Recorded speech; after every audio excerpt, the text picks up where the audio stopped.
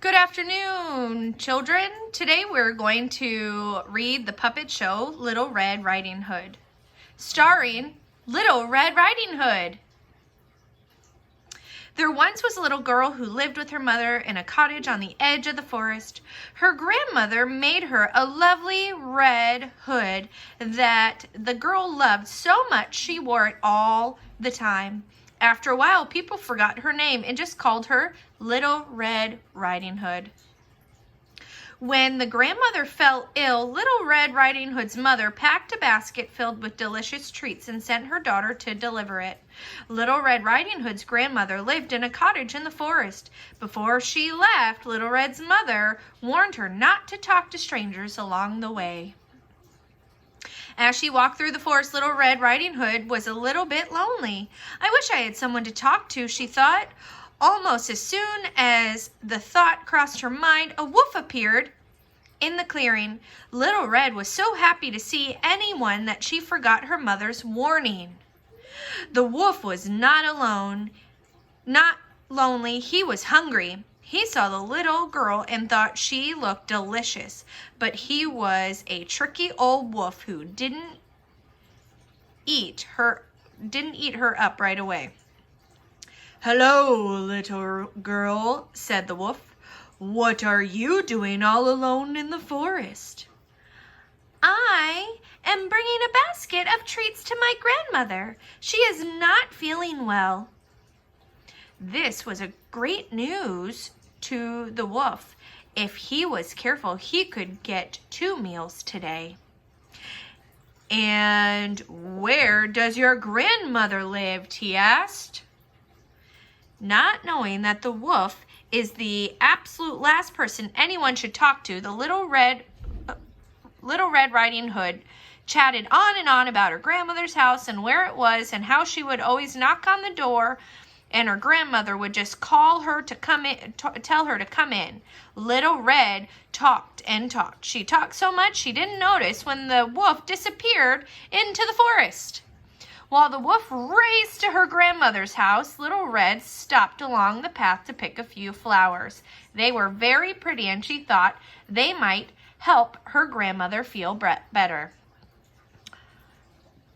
When the wolf arrived at the cottage, he knocked on the door and used his sweet voice to call out, "Oh, grandmother, it's Little Red Riding Hood. I've brought you a basket of delicious treats." Grandmother replied from inside the house, "The door is unlocked. Come on in, my dear." When the wolf rushed inside, he found grandmother lying in the bed and he gobbled her up in one bite. Then he put on grandma's extra cap and her glasses and climbed into bed. A few minutes later, Little Red Riding Hood came to the cottage. She knocked on the door and called out, "Oh, grandmother, it's Little Red Riding Hood. I've brought you a basket of delicious treats." And the wolf, trying very much to sound like grandmother, "The door is open and unlocked.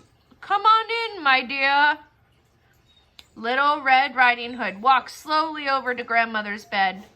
"Grandmother, you look a little different. What big arms you have." "All better to hug you with, my dear." "But grandmother, what big eyes you have." "All better to see you with, my dear." "Grandma, what big ears you have." "All better to hear you with, my dear."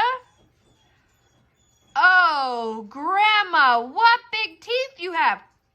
"All better to eat you up." And with that, the wolf jumped out of bed and chased Little Red Riding Hood around the house. The little girl screamed so loud she could, and a hunter who was nearby rushed to the cottage. They saw the wolf chasing her and killed it. Little Red Riding Hood told them that she thought the wolf had eaten her grandmother. Carefully, they helped them get grandmother out of the wolf and saved the day.